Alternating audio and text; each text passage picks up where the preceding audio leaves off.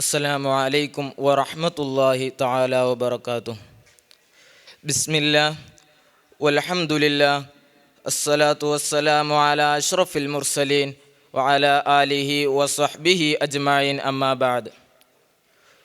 ബഹുമാനാദരവുകൾ നിറഞ്ഞ ഉസ്താദുമാർ, സ്നേഹാദരവുകൾ നിറഞ്ഞ മുതഅല്ലിം സുഹൃത്തുക്കളെ, ആദ്യമായി നാം മനസ്സിലാക്കേണ്ടത് എന്താണ് രാഷ്ട്രീയം. രാഷ്ട്രീയം എന്നാൽ രാഷ്ട്രനിർമ്മാണം എന്നാണ് പണ്ഡിതന്മാർ അഭിപ്രായപ്പെടുന്നത്. ഈ ലക്ഷ്യമാണ് രാഷ്ട്രീയ പാർട്ടികൾക്ക് ഉണ്ടാകേണ്ടത്. വോട്ടുകൾ നേടൽ തന്നെ രാഷ്ട്രീയ നിർമ്മാണത്തിന് തയ്യാറെടുത്തുകൊണ്ടാവണം. പക്ഷേ യഥാർത്ഥത്തിൽ പല കാര്യങ്ങളിലും അങ്ങനെ അല്ല എന്നുള്ളതാണ്. ആദ്യകാലത്ത് രാഷ്ട്രീയക്ഷേമം ഉണ്ടായിരുന്നു എന്നതിൻ്റെ അടയാളമാണ് ഇന്ന് കേരളത്തിൽ നിലവിലുള്ള ആരോഗ്യ സൂചിക സാക്ഷരതാ നിരക്ക്, സാമൂഹികപരമായ മുന്നേറ്റങ്ങൾ, ദാരിദ്ര്യ നിർമ്മാർജ്ജനം എന്നിവ. ഇന്ന് നേരെ വഴിമാറിയിരിക്കുന്നു. പൈപ്പ് ലൈനിൻ്റെ കാര്യം തന്നെ നോക്കുമ്പോൾ കോൺഗ്രസ്സുകാർ ഭരണത്തിലുണ്ടായപ്പോൾ മാർക്സിസ്റ്റ് പാർട്ടി സമരം നടത്തി. പിന്നീട് മാർക്സിസ്റ്റുകാർ ഭരണത്തിലേറിയപ്പോൾ അത് കൊണ്ടുവരാൻ ശ്രമിച്ചു. ആ സമയത്ത് കോൺഗ്രസ്സുകാർ സമരം നടത്തി. ഇതാണ് ഇപ്പോഴത്തെ രാഷ്ട്രീയ കാര്യങ്ങൾ. ക്യാമ്പസ് രാഷ്ട്രീയം മുതൽ തന്നെ ഇന്ന് വീറും വാശിയുമാണ്.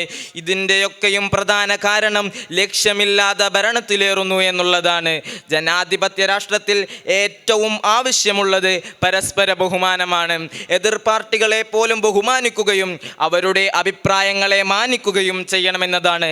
ഇന്നത്തെ പല കാര്യങ്ങൾക്കും മുന്നേറ്റമില്ലാത്തത് അലക്ഷ്യരായ സമൂഹം വളർന്നു വരുന്നു എന്നുള്ളത് കൊണ്ടാണ്. അഥവാ ലക്ഷ്യമില്ലാത്ത ഭരണകർത്താക്കളാണ് കാരണം. ജനാധിപത്യം മുതലെടുത്ത് അവർ ഭരണത്തിൽ കയറുകയും ശേഷം ജനാധിപത്യം മാറ്റിവെച്ച് തനിക്കും തൻ്റെ അനുഭാവികൾക്കും മാത്രം പിന്തുണയാകുന്ന രീതിയിലേക്ക് മാറുകയും ചെയ്യുന്നു എന്നുള്ളതാണ്. നെഹ്റു പോലും തൻ്റെ ഭരണകാലത്ത് പാർലമെന്റിൽ ഇരിക്കുമ്പോൾ തിരക്കുള്ള സമയത്ത് പ്രതിപക്ഷത്തെ ഒരാളുടെ പ്രസംഗം കേൾക്കാനിരുന്നു. എന്നിട്ട് നെഹ്റു പറയുന്നു, അത് എൻ്റെ പ്രതിപക്ഷമാണ്, അദ്ദേഹത്തെ കേൾക്കുക എന്നത് എൻ്റെയും കൂടി ലക്ഷ്യമാണ്. എന്നാൽ ഇത് ഇന്നത്തെ ഭരണകർത്താക്കളിൽ കാണുന്നില്ല.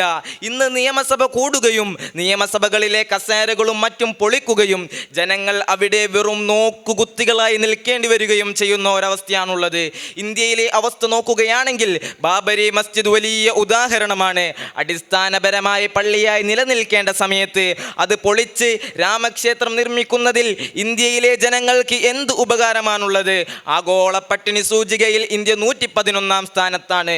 ലോക സാമ്പത്തിക സ്ഥിതിയിൽ ഇന്ത്യ മുന്നിലായിട്ടും ഒരാളുടെയും വിശപ്പ് മാറ്റാതെ രാഷ്ട്രീയ പാർട്ടികൾ രാഷ്ട്രം നിർമ്മിക്കുന്നു എന്ന പേരിൽ രാമക്ഷേത്രം നിർമ്മിക്കുവാനായി 3000 കോടിയോളം ചെലവിടുന്നു. അങ്ങനെ രാഷ്ട്രീയ അജണ്ടകൾക്ക് പകരം വർഗീയമായ അജണ്ടയാണ് ഇപ്പോൾ ഇന്ത്യ മുന്നോട്ട് കൊണ്ടുവരുന്നത്. ഇന്നത്തെ ഭരണകർത്താക്കൾ രാഷ്ട്രക്ഷേമം കൊണ്ടുവരുന്നതിന് പകരം ഹിന്ദുത്വ നിർമ്മാണത്തിന് പറ്റിയ ഒരു രാജ്യസ്ഥിതി ഉണ്ടാക്കുക എന്നതാണ് ഇവിടെ ചെയ്യുന്നത്. ഇത്തരം ഭരണത്തോട് എനിക്ക് ഉണർത്താനുള്ളത് മറ്റൊന്നുമല്ല. ചരിത്രത്തിലെ അർദ്ധനഗ്നനായ ഫക്കീർ എന്നറിയപ്പെടുന്ന മോഹൻദാസ് കരംചന്ദ് ഗാന്ധി പരസ്പരം വെട്ടിമെരിക്കുന്ന ഇന്ത്യ രാജ്യത്തിൻ്റെ മക്കളെ നോക്കിയിട്ട് പറഞ്ഞത്, ഇന്ത്യ രാജ്യത്ത് എന്നെങ്കിലും ഒരു സമാധാനം ഉണ്ടാകണമെങ്കിൽ ഇന്ത്യ രാജ്യം ഭരിക്കാൻ ഖലീഫ ഉമർ വന്നാൽ കൊള്ളാമായിരുന്നു എന്ന് ഞാൻ ആഗ്രഹിക്കുന്നു എന്നായിരുന്നു. ആരായിരുന്നു ഉമർ ഇബ്നുൽ ഖത്താബ് റളിയല്ലാഹു അൻഹു? നമ്മൾ ഇന്ന് പറയുന്ന Iran, Iraq, Sham, Syria, Saudi Arabia തുടങ്ങി 20 രാജ്യങ്ങളെ ഒന്നിച്ചു ഭരിച്ച ആദ്യത്തെ ഇസ്ലാമിക ചക്രവർത്തിയുടെ പേരാണ് ഉമർ ഇബ്നുൽ ഖത്താബ് റളിയല്ലാഹു അൻഹു. ആ ചക്രവർത്തിയായ ഉമർ റളിയല്ലാഹു അൻഹു ഒരിക്കൽ ഒരു വഴിയിലൂടെ നടന്നു പോകുമ്പോൾ തൻ്റെ ന്യൂനപക്ഷമായ ക്രിസ്ത്യാനികളായ സഹോദരിമാർ ഒരു മൂലയിൽ ഇരുന്നു കൊണ്ട് ചർച്ച ചെയ്യുകയായിരുന്നു. ഉമർ ഇബ്നുൽ ഖത്താബ് റളിയല്ലാഹു അൻഹു അവരുടെ അടുക്കലേക്ക് ചെല്ലുകയും എന്താണ് നിങ്ങൾ ചർച്ച ചെയ്യുന്നത് എന്ന് ചോദിക്കുകയും ചെയ്തപ്പോൾ അവർ പറഞ്ഞത്, ഞങ്ങൾക്ക് ചില പ്രശ്നങ്ങളുണ്ട്, അത് ഞങ്ങൾ ചർച്ച ചെയ്യുകയാണ് എന്നായിരുന്നു. അവരോട് ഉമർ ഇബ്നുൽ ഖത്താബ് റളിയല്ലാഹു അൻഹു പറഞ്ഞ മറുപടി, നിങ്ങൾക്ക് വല്ല പ്രശ്നവുമുണ്ടെങ്കിൽ അതിനർത്ഥം ഈ രാജ്യം ഭരിക്കുന്ന ഉമർ എന്ന ഞാൻ ശരിയല്ല എന്നാണ്. അതുകൊണ്ട് നിങ്ങളുടെ പ്രശ്നം പരിഹരിച്ചതിന് ശേഷമേ ഞാൻ കിടന്നുറങ്ങുകയുള്ളൂ എന്നായിരുന്നു.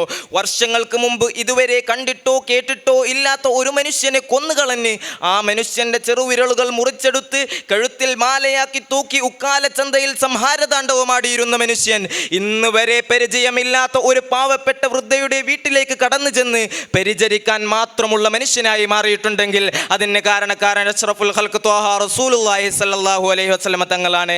ഞാൻ ദീർഘിപ്പിക്കുന്നില്ല.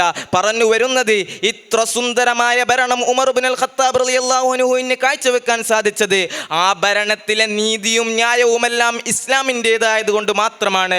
ആ ഇസ്ലാം നമുക്ക് പഠിപ്പിച്ചു തന്ന കരളിൻ്റെ കഷ്ണമായ അഷ്റഫുൽ ഖൽഖ് ത്വാഹ റസൂലുള്ളാഹി സ്വല്ലല്ലാഹു അലൈഹി വസല്ലം അവിടുത്തോടൊപ്പം നാളെ ജന്നാത്തുൻ നഈമിൽ ഒരുമിച്ച് കൂടുവാൻ നാഥൻ നമുക്ക് തൗഫീഖ് നൽകുമാറാവട്ടെ എന്ന് ദുആ ചെയ്തുകൊണ്ട് നിർത്തുന്നു. ആഖിറു ദഅവാനാ അൽഹംദുലില്ലാഹി റബ്ബിൽ ആലമീൻ. അസ്സലാമു അലൈക്കും വറഹ്മത്തുള്ളാഹി തആല വബറകാതുഹു.